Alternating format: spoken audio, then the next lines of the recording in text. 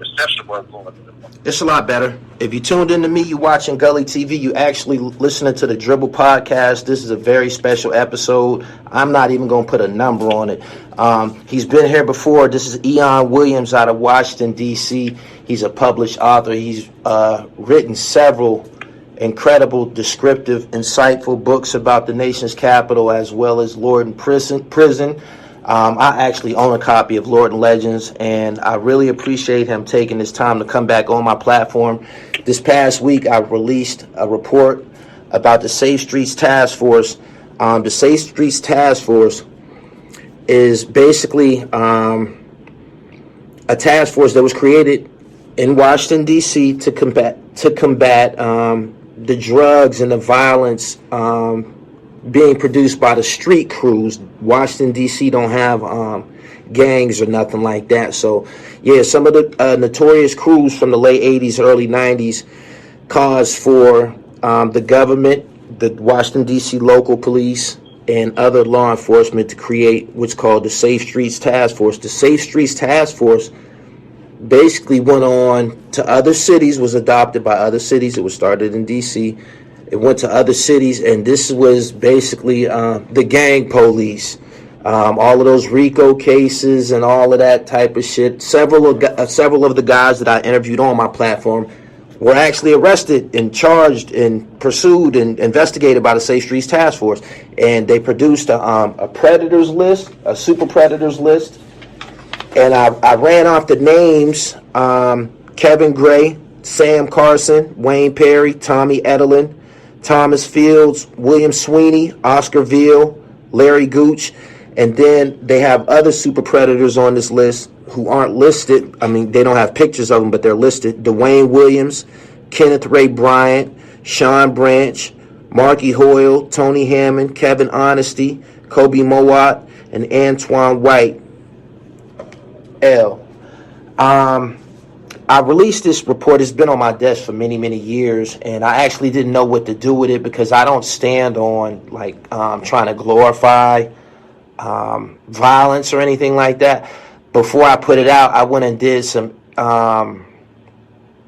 research on some of these guys, and I was actually disturbed by some of the crimes that were committed. These guys are often looked at as, I guess, real niggas or whatever. But Tommy Edelin, I looked up his case, and I was disturbed by the killings of, men and women, similar as Wayne Perry. But I brought you back to this platform because you've written about some of these guys, and you have insight on this whole Washington, D.C. culture. So at this time, I appreciate if you introduce yourself, and then we're going to talk about the books you wrote first. And, it's on. Let's do it, though. Well, thanks for having me on your platform. You know how that is. My name is Eyone Williams. I'm an author and a publisher. One of my more popular books is Lorton Legend. I also wrote some other books about D.C. culture, fictionalizing things that occurred in the early 90s while I was in prison, which is where I started writing. I began writing for magazines like Don Diva and different street culture magazines. A whole lot of stuff come with that, and I guess we can get into that. I done had to change up my whole approach to some of these things, but that's my claim to fame right there. I'm a writer. I don't like to say that I'm an urban writer. One of my publishers came up with a term of crime writer, and that kind of fit good for me because I write about the subculture. So that's kind of me in a nutshell. Okay, I like that. Crime writer.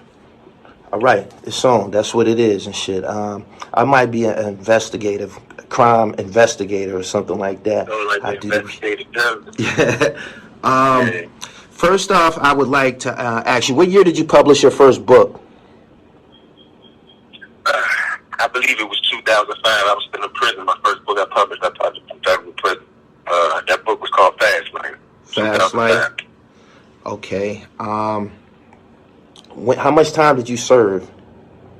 I did 17 years in prison. I went to prison at 16. I came home at 33. So you went through the juvenile system straight to prison? When I say I did 17 years, I'm talking about adult time, man. D.C., just like in other jurisdictions, a lot of the laws have changed, but back in the day, if they charge you as an adult as a juvenile, and they sent you to adult facility. So as a juvenile, I was charged as adult. I was waived to the adult system. And from day one, I was in an adult facility, which is DC jail, and I went from there to Lorton. We can talk about Lorton later. And from Lorton, I went to the federal system. What year did you first arrive at the DC jail? That's a notorious jail. Sadly, I landed at DC jail in 1993. 93. What was the complexion of the DC jail? I've been told that y'all have within the city is geographical within the city. So when y'all get to the jail, it separates to northwest, southeast, and all of that naturally, right? When things change, right? I don't wanna act like I know everything, right? But during my time, when I went to jail, a lot of these things that occurred, but people being comrades and homies in this federal mentality, it wasn't all the way there yet. For people who was in the state, it's cool. I'm not speaking about them. So when you went up to jail, if you was from Northwest, you pretty much stayed with Northwest, and if you was a bona fide man, as people say, you had buddies and partners and men that you respected from other parts of town. But I would have to say in the early 90s that the jail was real geographic, man. Uptown dudes was uptown dudes, Southeast dudes had a certain mentality. And then it was like, as people say later on, I didn't know this term back when I was young, but, there are people you call one percenters. They're extremely this and extremely that. They go from 0 to 100 alike. So those dudes, they expand and soar above just being from one part of town or even just being from a town. So, I seen a lot of guys that had partners that they had to do with younger people. And, of course, I was 16, so I didn't have that much history of being incarcerated or going through the justice system. But we were housed in the juvenile block when I was there. We were housed over top of adults. So those adults downstairs was from born ages. And many of those dudes had relationships and partnerships from when they were in juvenile facilities or even the youth center of the court facility. But, I would say, it was definitely geographical, but a lot of men, they rise above that geographical thing, and they link and they connect and they make a bond that's based on something bigger, whatever that might be. Was you there when was you in the DC jail when Thug Life in DC was being filmed? Nah, I just left DC jail. I think they started filming that maybe in 95.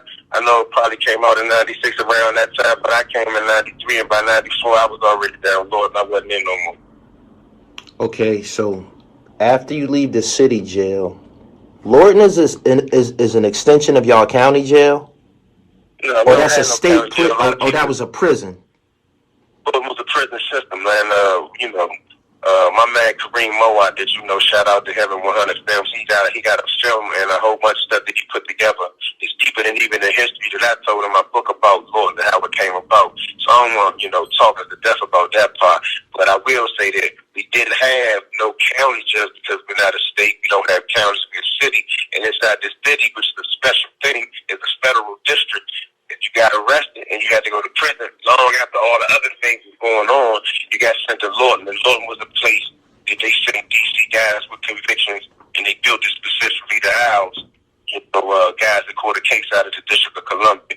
However, I will drop one truth, and that's a lot of people who say they know about the history of the criminal justice system in DC and things like that. But the federal courts was always a court that dealt with DC, and just at some point in time, I want to say 74, 77, a person can Google it and check it, it's somewhere right there. They created what's called the Superior Court, right? That's our lower court. A lot of guys I hear you talk to, they say it's a state court. It's not a state court. The judges in Superior Court in D.C. are paid by the Department of Justice. When you get indicted in D.C., for guys that don't know this, even if you don't have a federal case and you have a little boy case, a Superior Court case, your indictment says the United States of America versus you. So in D.C., whether you have a federal case or a Superior Court case, you're still prosecuted by the United States Attorney's Office. A lot of dudes get there. Damn. Sheesh. So how much time is spent? Okay, hold on. Once y'all didn't become a part of the federal system until Lorton was closed.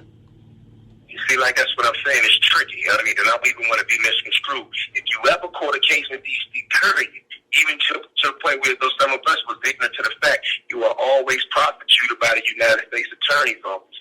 And I'm saying that to say in Superior Court or federal court. And if you catch a federal case, which you break a federal law, which is called U.S. Code, of course you go to the federal court, and then you go to the feds. You had no reason to go to Lorton. Although guys did stop at Lorton on their way to the feds. But if you catch a case in Superior Court, and the only thing that I can compare it to for people who live in state, that would be your state court, your circuit court, your district court. And then you will go off to your state Department of Corrections. Being as though those things right there are missing from the District of Columbia now and then, you had to be prosecuted by somebody. So you're always prosecuted by the United States Attorney's Office because there's nothing else to do. The AG, the Attorney General for the District of Columbia, Carl Racine, he only prosecutes misdemeanors. He doesn't prosecute stuff. He doesn't prosecute anything that's taken to the feds. Damn. Like you said. Unless you go to the feds just because you don't have anywhere else to go. You understand what I'm saying? So Lorton is gone, and there's no way to send our smaller offenders. And what I mean by smaller offenders, DC code, which is what would be state code if we were a state, is a smaller offense in a smaller courtroom.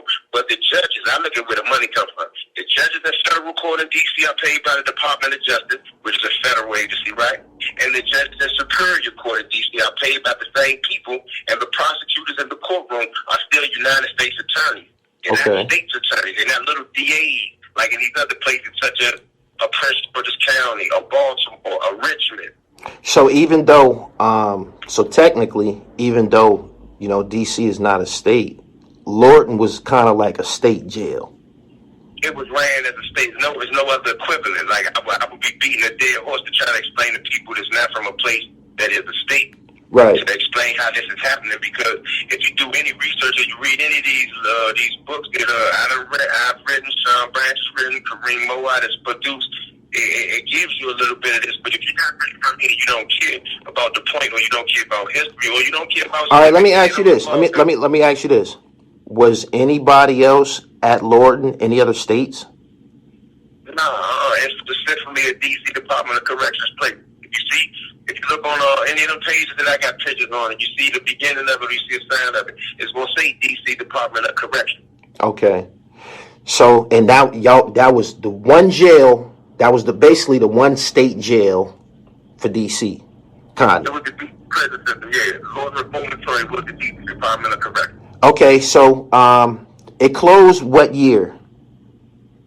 They say it officially closed in 2001, but a lot of the guys that you hear about when they talk about Lorton dudes have been long gone.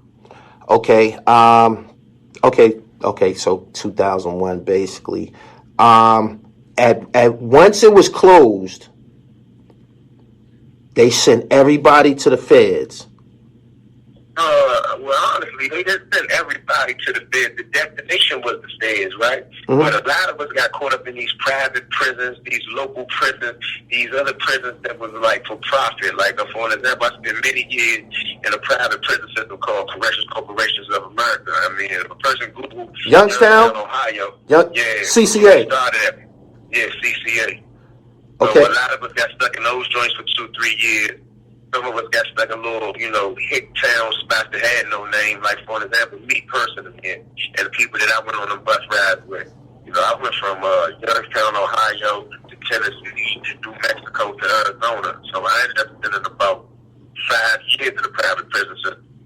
And other guys did the same thing. It was stuck in places like Oklahoma, Florida. Some even went to Minnesota, like places you never heard of in the federal system, because they couldn't just shut Lorton down and then they remember by closing Lorton, you sent the whole group of almost 10,000 people into the federal system that didn't have what we was just talking about as federal jobs. You know what I mean? How many inmates was at Lorton?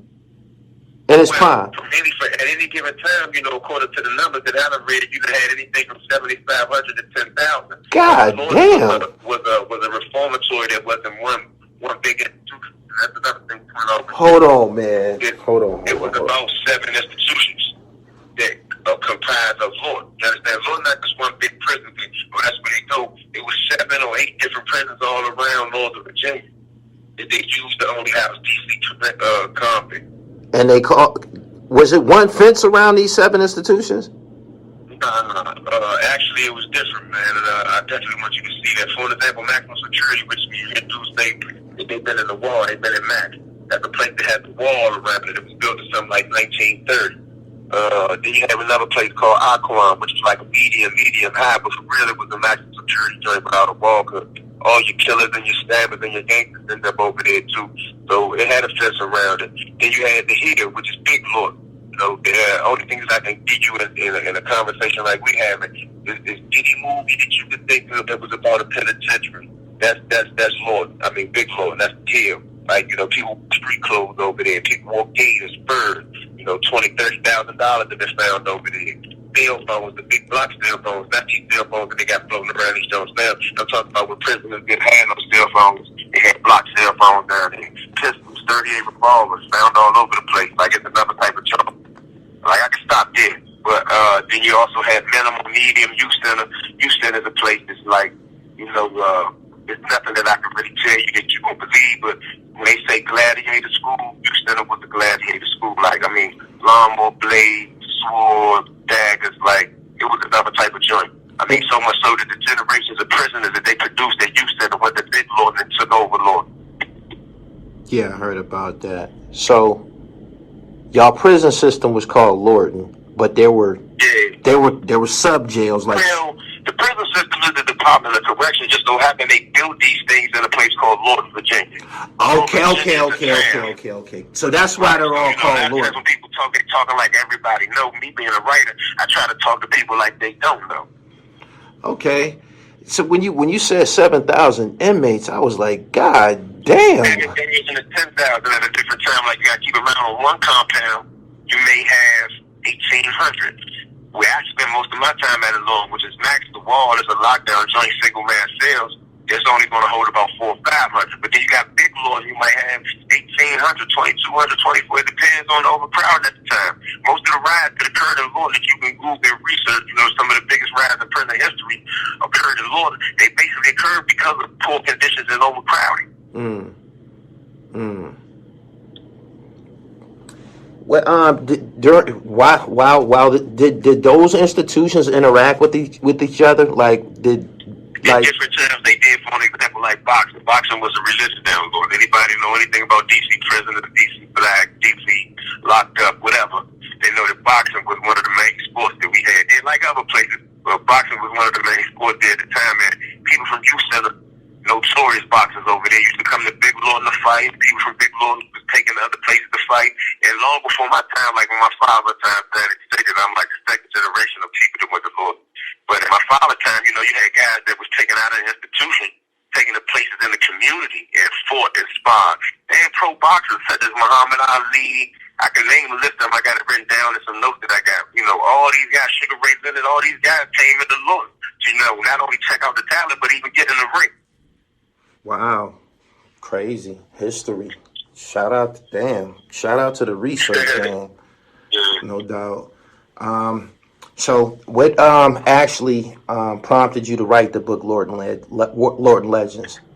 To be honest with you, man, like I'm a student of history. You know, that history, you know, it may be what happened in black history, what happened in black slavery, how the blacks in D.C. were free before all the other blacks in the country, according to the law. You know, the Emancipation Proclamation, we had told it is a 65 thing, but in all actuality, Lincoln freed what was called the slaves in 62 in D.C. That's why we actually celebrate a whole other day for emancipation here. But not to get too deep into that, but I've been a student of all those things, so therefore I've also been a student of the game. And what I mean by that is that, like, I don't have no shame in my game. I grew up looking at gangsters and hustlers and things like that. When I was a kid, those were the important people around. So, you know, that's what I took a liking to. That's what I gravitated to.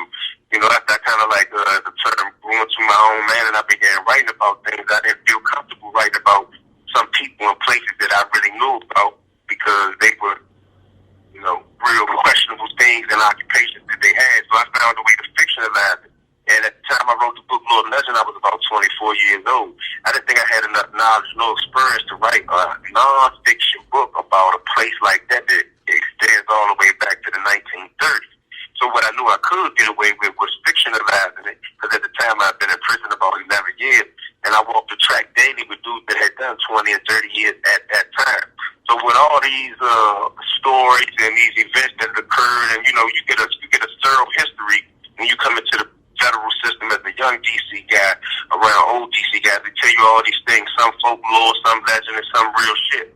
But in the process of doing it, some of the old timers, my father included, they began to die and pass away. And, without no funny stuff about it, these guys did some things that I think, and I still believe, was commendable in their world and in their arena. I'll give you an example of one, and that is, like religious freedoms. Religious freedoms in prison all over the world. There was a case that came out of Texas, but the two cases that really made one religious freedoms for everybody that ever been in prison, that ever had a bean pie, that ever was able to perform a Salat and Juma, that was a Jew and was able to do something and eat something kosher, that came from dudes that was in Lord, and shout out to the Moors and shout out to the nation. They filed and they made laws get changed to the point where they can't just feed us pork all day. So it ain't just that they stabbed a bunch of people, they broke in a bunch of lives. These dudes changed, man, things that was in the criminal justice system all the way down to some of the laws being passed now.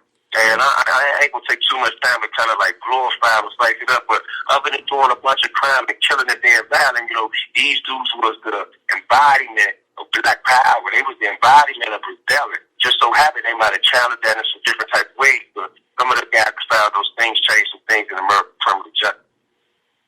Ooh, damn. You can look. You can look it up. I like for people to check out what I'm talking about. But definitely check religious freedom and where religious freedom in the United States come from. I ain't talking about on the state level. I'm talking about on the federal level. Right. Tell me how the Moorish American faith, the Moorish Science Temple. How did that become so popular in Washington D.C. and why is it so much associated with D.C. guys? Like if a D.C. guy might choose. To be honest with you, right? I'm not a Moor, I'm a Muslim, and I can't speak for them as in a totality. But as a spectator and a person that's been around the Moors, most of the people that I met that was Moors, and I met most of them in prison. I met some outside of prison, but I met most of them in prison. Most of the people that I met that was Moors, they were already serious, thorough type of dudes. And I truly believe personally, and you would definitely have to ask the Moor. But a lot of the older ones that I saw, they was guys that came out of the streets. They was guys that came through the early time of civil rights, the early time of black power, and they were kind of rebellious towards what we would call the white man's religion. And I don't want to disrespect Christianity or anyone that's a Christian, but, guys like my father and the ones that came before them, they called that the white man's religion. So, when they was in prison and in jail and treated bad, they was fed slop and pork on every meal, everything they said, had to have some type of a solution to it. And just so happened for me and the Moors, they the ones that I seen that was changing everything. Later on in life, when you came down to people in prison, a lot of us became quote unquote Sunni Muslims, and the time of Sunni Islam, if you want to break those down, and I don't want to use those terms too broadly, it was different. But definitely in the 60s and the 70s, the dudes that was from out of Washington, the majority of them was going to be Moors, whether they was renegade Moors or they was pious Moors. You understand what I mean by those type of terms? Yeah, renegade religion person, they claim a religion like many people in the street. Many people in the street claim to be Muslim, Christian, Jew, and they the biggest killer, drug dealer, and everything else. Right. But you also have pious people that follow religions as well, and some of the pious people that follow religions as well, you still have warriors, you still have politicians, you still have leaders. Right. Same way in the streets, and those things spill over into religion. Speaking and just so happened to stir the dudes and the strongest dudes and the dudes that was making things happen and doing things that people talked about for decades, a lot of those guys was more. Okay. Washington, D.C. anyway. That's just, since that's what you had. But you're not going to get nobody. Like, you hear a person say, oh, this guy's a gangster, oh, this guy's a fuck, oh, this guy's not this. You're not going to get nobody ever, people that like them or people who don't, say that the Moors wasn't nothing and they was a pushover and they wasn't a force to be reckoned with in or out of jail. Yeah. I seen them I encountered them at Savior's Day. They definitely stand out. They some strong. Yeah, they different. Strong looking niggas. Yeah, they got a presence about. Like I said, I can't say nothing bad. I'm out of philosophy. If you don't got nothing good to say, you don't say nothing at all. Right. But definitely you can't say nothing bad about those guys, and the things that you say bad about them, I believe that it would only be in an individual circumstance. I don't believe it would be in a group circumstance. While you was doing your federal time, did you ever encounter that the beef with the Aryan Brotherhood that's been going on with Washington D.C. forever? That's a funny question, man. I think it was you that asked me a question similar to that before about those guys. But let me say this again. I have a better way to say it now. My urn wasn't the urn where you was really in danger of beefing with ABs. A lot of times I hear guys my age and younger say this or that. But by the time that I got to the federal prison system, I ain't get off the bus in the feds until like 2001, right? Mm-hmm. The real, quote unquote, real ABs, they were long gone. Like, when I say long gone, I mean, the most of them that had names and that were popular were ADX. That's a lockdown joint. They don't walk compounds. No federal prison that I was in was any bona fide, proud AB walking around. You understand? Like, if there was an AB around during my time, they were secretly AB. Guys like the Dirty White Boy, Texas Syndicate, and a whole bunch of other names that I don't feel like going through. Those were the white boys directing compounds. The dudes that interacted with them guys from the 80s, them killer white boys, you know, they kind of like disappeared after that last 90s whole DC white boy AB thing. You dig what I'm saying? And I wasn't in the feds in the 90s. So, you know, if a guy trying to talk to you about, what's up with DC and the ABs past that point, you know, in all actuality, if a guy really know the ABs don't walk the compounds no more. You know, if they are, they secret. Right. They not open. Guys like Barry Mills, Silverstein, T.D. Baker, those dudes didn't walk the pound after they did that whole big RICO case that took them boys to trial in California. The ones that were known were taken off the compound. So, you know, I ain't gonna beat the dead horse with that one, but you ain't really run into no whole rack ABs. I mean, and a lot of people that talk about that, they only tell you about stories that they heard from beforehand. And I'm cool enough to say that I didn't have to deal with that. So technically, that last indictment, I think it was a racketeering or a RICO case. Yeah, it was a RICO. It was a RICO. Death penalty included. That wiped them out. That's how I say it. That's what I believe, because even the ones that didn't get killed, and nobody got the death penalty in the case that's dead. So they ain't do nothing but just get more life sentences and get locked down more and sent to a tighter place. You know, the head, the leadership of those boys, most of the boys was ADX. I mean, and even before that, they had them spread out so much that the last big incident in Lewisburg, if we did our research, I think that's the last big incident between AB and DC. You know what I mean? It may be other things where it would have been black and white, they want to make it like that, but the last big AB-DC thing was that right there. What year? I believe that was 96. You can research that one, that's 96. That's the last real big AB-DC thing, and at this point in time, I'm confident enough. You know, I've done enough research to speak on even things that I didn't see with my own eyes. You know what I mean? So that thing in 96. Like I said, it's not like DC guys and white guys, because you know you got white gangsters. Like let's get that out of the way. People think that everybody at a point that you got some Norsemen look like they play for the Minnesota Vikings, big old gang tattoos and snap your neck in half and the bush. You got them people in all races, so you get that out of the way. I didn't know that in law, and I learned that in the state. But a DC guy and a white guy. That happened, DC guys and white guys got into it in Texas recently, Coleman recently, but it ain't DC-AB no more. There's not going to be none of that no more, I don't believe. And for real, personally, I don't believe that the AB will ever be strong again as far as, like, in those federal prison systems. They're not going to let them wave no flag right now. Like, if the DC black thing was a real gang, like they try to make it a real gang, they would lock every nigga down and say he was a DC black, and they would kill it. That's how you really, for real, that's how we really should defend ourselves when they put these stigmas on us and lock us down and we from DC. If they really believed that we really a gang and we that problem group that they said that we were, they would lock us all down. You know what I mean? But you can't lock down a population of 10,000 people unless you build a whole bunch of lockdown prisons to house just them. And then what you going to do with every other problem group? Because DC ain't the only problem group in the Fed.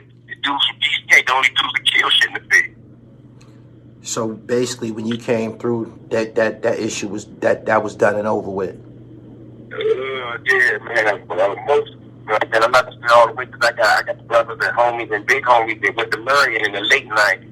Marion in the late '90s still was a lockdown joint, so you still could have an AB sympathizer. Remember, an AB sympathizer is almost as dangerous as an AB.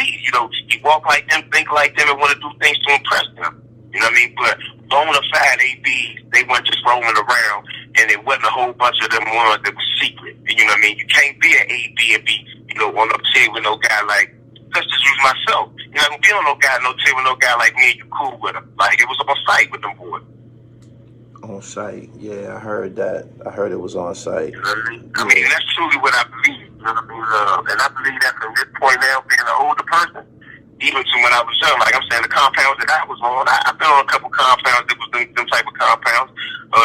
Lee County, Leavenworth, Colorado. I've been to some of these places. You know what I mean? And I never encountered the DC AV thing. I ain't never had a problem with AV at all. I ain't been on no compound one. I ain't been in a block with one. So you weren't. I've been to these joints. So you weren't confronted with no racial issues at all. Yes.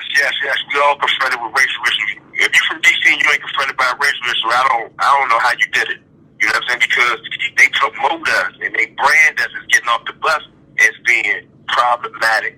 You know what I'm saying? Think be tough. So any tough white boy around is already on pins and needles when they say, oh, some more DC dudes coming in. It ain't just the white dudes. It's other dudes, thorough dudes, gang dudes. You know what I'm saying? DC dudes come with a certain stigma. Remember I told you in the last interview, you had fed dudes that was really fed dudes from DC that didn't want no more Lorton niggas to get off the bus. Lorton niggas is a bad group of niggas. You dig? Like, it's some good people that come from certain places, and I got friends, but the typical stigma of a Lorton nigga is a nigga that's gonna do you bad, gonna fuck you up, gonna take something from you, gonna steal something from you, and a couple other things. That's the stigma. But, you know, most time, like legendary things and folklore, stigmas are not always true, just like the things that you hear about legends are not always true. I done heard things about my uncle and my family and my grandfather and all these people that was out of this world. But, you know, you sit down, you talk to a person that was really, they say, oh, that didn't really happen, but you know who's going to say that. So, according to the OGs, Lorton niggas come to the prison and break the peace. Yeah, that's what I heard. I mean, and not only that, but I heard, to be honest with you, like, that's what I seen in certain, like, I never forget when they sent it to the private prisons, and the private prisons was over, and it was time to go to the bed. I came to Leavenworth on a bus with 40 dudes, you know what I mean? About 10 of them, is the notable big name type dudes. Like, I ain't got to break that down. You know them type of dudes that come with a name. Man, when we got off the bus from the administration to the people that's called SIS, supposed to know everybody who got affiliations with this and what they about violence or they about drugs. You know what I mean? When you get off the bus your first time, and that's the first place that I got off was Leavenworth. You get off the bus, like, the police treat you a certain way. When you come to go to your doors, they treat you a certain way. I mean, in fact, when we came in, this is no lie, this is like, I don't really share a lot of stories, but it was only a certain amount of tables for DC dudes to sit and eat at. And, a group of our homies, the third, I ain't gonna say none of their names right now, they had been shipped out to be sent somewhere else. So other people from other places had taken different tables. I didn't really know how serious that was, because like I said, when I was in Lorton, I didn't eat at that hall. I was in the mall. They brought the food to your still. However, man, a group of homies of ours grabbed 2 tables and basically what we call roughed it off. Just took these tables, and this is where we gonna sit, because we ain't got nowhere else to sit. And that was my introduction to Leavenworth.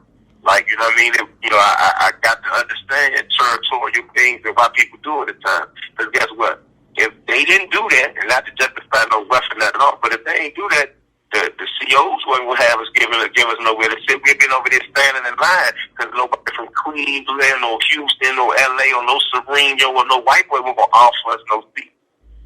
So we had to take it. Word. Which one of your books would you say is your most popular?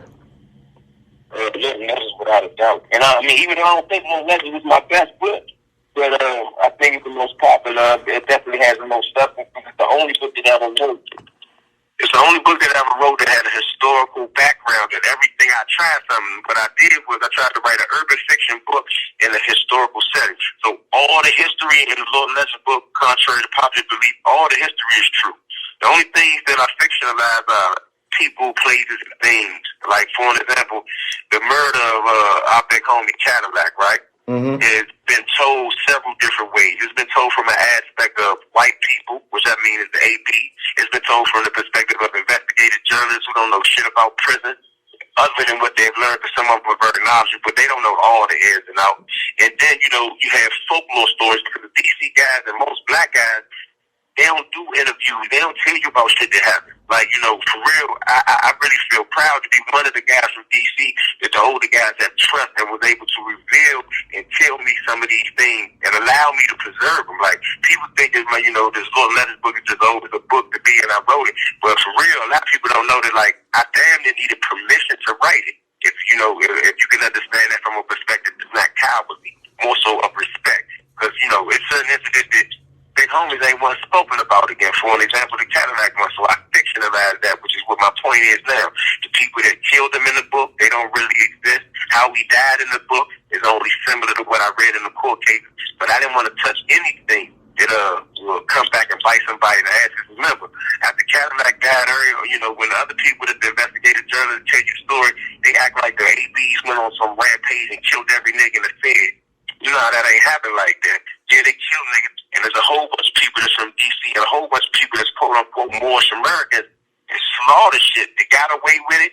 Some of them didn't get away with it. Some of them got life sentences. So it was a topic that I didn't really just want to open it all the way back up, and I definitely didn't want to open it back up without of ignorance. You know what I mean? But I definitely didn't ever want nobody to ever be like, hey, I'm over there, how that his book said the Joe Blow killed Joe Blow. Like, I got to protect me and my brand at all times as well. I'm saying, even most of those people, they done already been prosecuted. Some of them done died and shit like that. Why would they view it as? But a lot of them, and read between the lines, a lot of them are still alive and didn't get prosecuted. Okay. And of course, it's murder shit. So it's those cases. It's murder shit, and it ain't no statute of limitations, and I ain't touching that type of shit. Right. Okay. What jail did you come home from? Called Gilman, West Virginia. It was the first medium, which is what the FCI they talk about. It was the first medium I ever made it to. I did my last 4 years there, made it home. What year did you come home? 2010. Like March, I went through a halfway house. I got out of the halfway house, like big search and stuff like that. And, I was back out here as an adult, like, something that I had never experienced before. You said that you went from the city jail to Lorton to the feds. When you was in the juvenile sector, did you serve time with Andre Bruno? Nah, he came after me. I did do time with him. We was in this place called Cedar North together. That's our juvenile sector. Oh, before you knew him before Thug Life in D.C. Yeah, D.C. small. D.C. small, and the guys that, to get in trouble, we ain't got to use a whole bunch of gangster terms. The guys that get in trouble with juveniles, they end up going to the same place, so you all end up knowing each other. Like, for an example, I did 17 years. He's been in about 25, 27 years. I forgot how long he's been in now, but I've never been in a prison with him. You know what I mean? I'm saying that to say that, all the DC small, we know each other, but there's enough beds and enough prisons that you might never see a dude your whole 20 years. Can you recall any high-profile incidents during the course of your 17 years that you would never forget? As far as all of y'all having to go to bat? Let me think. Where did we talk about? Matter of fact, yeah, I gotta go.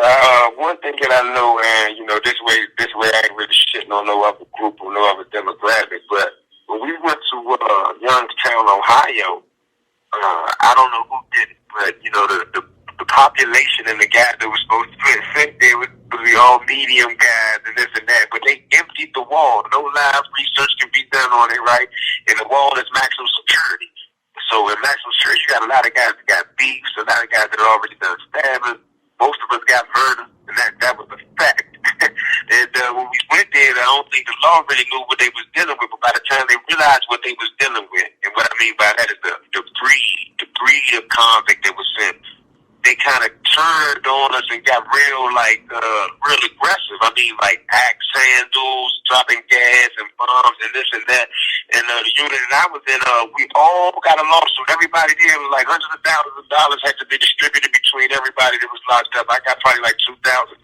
For what? The gas jar? Yeah, that's what I was getting to. So a big ride popped out, and they got the dropping gas out the building and shooting the jokes and all this stuff. And the mentality of the culture that we from is like, it's one falling off one. And that made the paper, it made the news in that town. Like, the town was reporting on what was going on in that prison.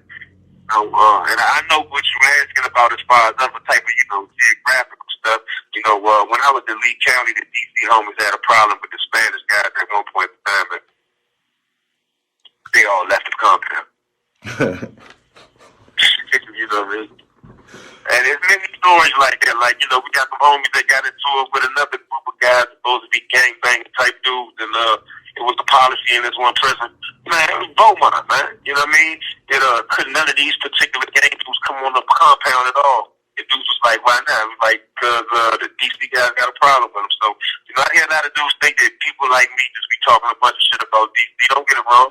There's still dudes from everywhere. You know what I mean? I got a bunch of buddies, Muslim brothers, men, partners from New York, North Carolina. You know what I'm saying? I got some buddies from Sacramento, buddies from Anchorage, Alaska. Just men. So, you know, never am I talking like, you know, we the only men and ain't nobody else men. But when it comes to talk about the prison politics, you can't talk prison politics and don't talk about these. And that's even if you want to, you know, there's a lot of slander out here that I choose not to get into. You know, people only slander motherfuckers if they can't do nothing else too. Because every slander that they say about what type of slander do y'all deal with? Let's put it out there. Oh, I mean, I can't put it out there for what everybody deal with, but for me, you know what I mean, any slander that I've heard, you know what I'm saying, that would be correct is if a nigga took somebody bad. When a nigga took somebody bad, you know, ain't no telling what the person tell the story at the end. You know what I mean? Okay. They say y'all took a lot of. Even if, go ahead. They say y'all took a lot of bags in the feds. I mean, I ain't a taker, and I definitely ain't a stealer, so I can't comment on that. Right. You know, have I seen wild shit? You know, I've seen wild shit. Everybody's seen wild shit, but I've seen everybody do wild shit, so I choose to stay away from that conversation. No doubt. Where are your books available at online today? All my books, anything Eyone Williams is definitely available at Amazon and in most places where books are sold. And if you go to a bookstore, it's a major bookstore and they don't have it, they'll order it for you. Tell me how the podcast has been going. Oh, man, you pulled that up. Like I said, I didn't even realize that that's what he was doing, but it has evolved. Like, it really comes from this thing called Urban Literary Review that we used to do. And in the process of Urban Literary Review, I used to interview people that was into publishing and literature and writing because that's what I had aspired to do. I wanted to get to the top echelon of those, you know, industries. So what I did after I left that alone for a while, and I only really left that alone because I found another way to pursue my writing career, for lack of a better term. And, you know, as you know, with everything, you got to constantly reinvent yourself and reinvent yourself.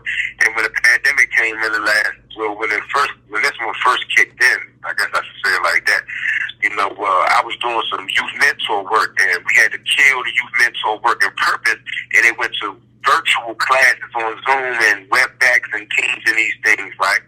And in the process of doing that, I got to sit in the house longer. And sitting in my house started reminding me of when I was in jail.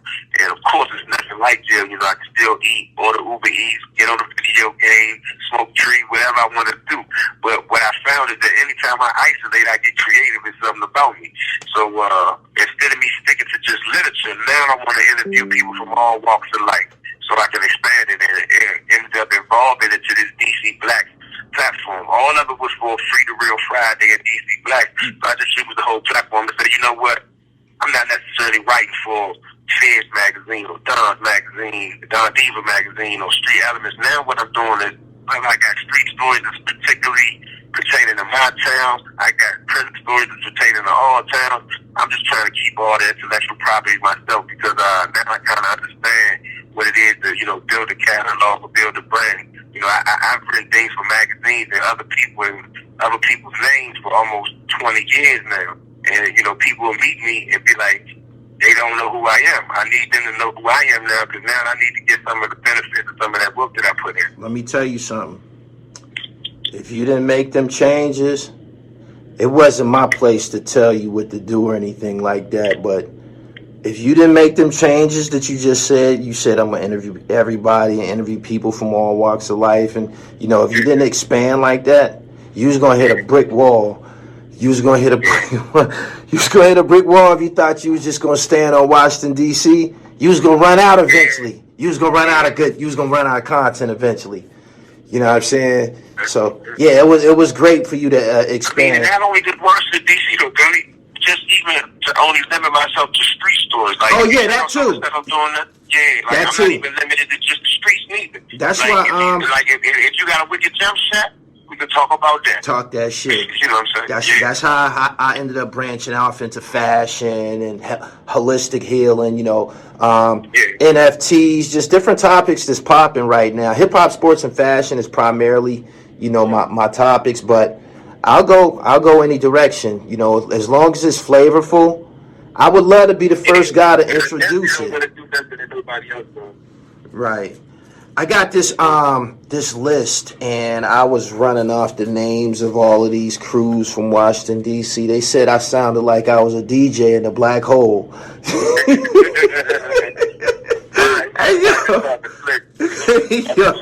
It's out of all of these in this report, out of all of these different crews from Washington, D.C., they got this one specific crew in parentheses, and they said that they were a robbery gang, the Harold Cunningham crew. Is that before your time?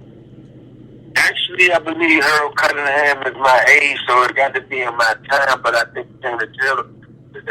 Matter of fact, I'm almost certain because I seen some, how do I want to say? I seen some stuff that was in the law books about them. Let me say that. I don't even know him personally. I know who he is. He was out 88 when my coda said it was Mustafa Zulu. He was around all the men, and everybody say thorough. I will say that, but I don't know him personally. But they said they was getting busy. That's because that's the word that was out. I don't know. But I can't say some guys will say, oh, they wasn't like that. I can't say that at all. I don't know, but I know what I've heard about. I noticed that on this super predator list, it was several armed robbers. Yeah, I saw that list. Several armed robbers. Several. I can't remember. It might have been Oscarville. One of these guys took about three. Oscarville. No, he's on there because of his behavior, but he's a rat. Okay. Clear it up. But he's a rat. One of these, I can't remember exactly which one, but one of these niggas hit an armored truck, man, and got away. He took like $350,000. He banged it out and everything. Yeah, I'm gonna skip that one right there. 2022. So it's about the DC Blacks podcast. What platforms is this going to be available on? The DC Blacks podcast is so funny, man. I got young homies that are more technically advanced than me, and they be feeling like I'm being old with some of the stuff I do. And when you said that I didn't make certain changes, I wouldn't have been able to do this. Well, another change that I've made, a lot of my family and my friends that's younger than me that know how to do things better than me, I've learned how to delegate. So when you see NFTs and stuff on DC Blacks, when you see certain type of creative things, that ain't even me no more. That's me, man, empowering some of my homies that say they want to get out of the street. And I say, all right, well, I'm going to give you this and give you that to do that for me. So if people seeing me making a couple different moves, remember it's the team behind me now. So that ain't even me no more. Basketball is a team sport, man. Pass that ball. Yeah. I mean, once a person educated me to cryptocurrency and NFT, and then came at me and said, yo, let's make a DC Black NFT, how could I be like, nah, we just talk about niggas that's doing push-ups in jail. DC Blacks, the way that I'm doing what I'm doing is to give back to the dudes that's in the joint, to, man, support and promote anything that the dude that left the joint that came out here and do. Like, I get a lot of flack people saying that I'm only glorifying jail. Nah, man, I'm trying to help the dudes that's like us. I remember when I came home, the squares and the dudes that didn't have no backgrounds like us, that hadn't been through anything, they was stiff-arming us. They was giving us the Heisman Trophy. Now I see a bunch of dudes like me coming home and they owning clubs and they got non-profits and they doing things that's positive. They're still the same niggas that I looked up to when I was a kid. They're still the same niggas that was next door to me in the cells and in jails. So that's what I'm promoting, and that's what I'm helping with my platform. And a lot of good things been coming to you just from doing it. You know what I mean? No doubt. Yeah, I've learned to really embrace doing the right thing, man. The returns on doing the right thing is just incredible. So yeah, I mean, so that's what's up with me. And a lot of my success been coming from that, and a lot of blessings been coming from that. A lot of stuff that I do with that platform. Remember, I was doing that out of my pocket. Like, I wasn't doing it for no clout. And for over 2 years, I ain't gonna say nobody knew it was me. A couple people thought it was me, but I never said it was me for no props. You know what I'm saying? I'm dropping $200-300 and then they got count every Friday and don't put my name on it. Like you can't knock me for nothing with that. Right. No doubt. I respect what you do, man, and I enjoyed the Lorton Legends book. Keep up the good work. Appreciate that. Yeah, and I gave you an exclusive, man. I gave you that exclusive Daddy Mavis thing, so don't act like I ain't tell you when that done. Oh man, that was like a motion picture. Equivalent in DC. Hey yo, that was like a motion picture, and you put me down with him before he made it to Vlad. So by the time he got on Vlad, I'm like, man, I done already got the hot shit. It's on my desktop. So. Yeah, I mean, you got stuff in that joint that I gave you that we had to take out. No doubt. The dossier. I appreciate it. Shout out to Washington, D.C. Let me ask you one final question before we get up out of here. Where were you at when it was announced that Alpo was killed? Oh, man, I was listening to the Ghetto Boys. I'm on the weekend. You breaking up. I say, man, I was listening to Ghetto Boys, man. It was Halloween, and I was listening to that Mind Playing System, man. They say that Halloween fell on the weekend. It sure did. I'm in the bed because I wasn't doing Halloween. No doubt. So I was in the house. I got the information the next morning. Yeah. And about it, and I just was like, oh, well. So that whole chapter is dead and over with.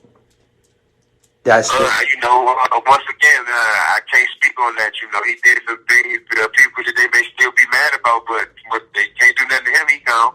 Yeah, he dead. Now they got to let that shit run. But I mean, to be honest, I will. You know how the DC mentality is about that. I ain't gonna spit no more on that. You know what I mean? A real DC street guy. I know what it is. He gonna feel some type of way about any Alpo conversation, any Alpo anything. No I mean, doubt. if they like me, they live by a code. But we got our own rats as well. Yep.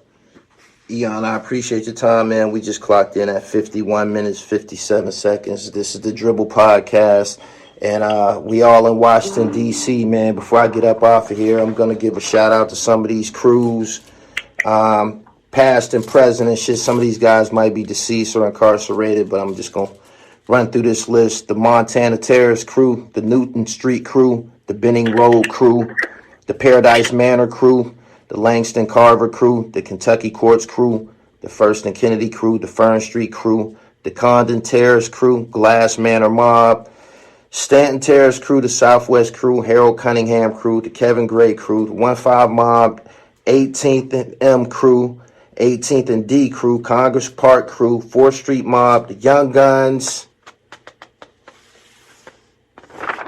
and that's it. That's all I have. I appreciate everybody for tuning in. Part 2 of this report with the Safe Streets Task Force will be available. Hold on. The R Street crew, the P Street crew, and the First Street crew, they were the final ones. But the remainder of this interview in regards to this report from the Safe Streets Task Force, it will be available soon on my podcast platform. Eyone Williams, I appreciate your time. Could you go ahead and give these people some contact information they can get with you and things of that nature, and we out of here. Yeah, man, appreciate it, man. Uptown Eyonne on Instagram. You can Google Eyone Williams book. They show you all Amazon books. And check out DC_Black. There's a lot of fake pages out there, but the DC Black page is my page. Is the 11.6 thousand followers. All type of content on there. If you're interested, man. Appreciate it. Keep up the good work. Peace. Peace. My man.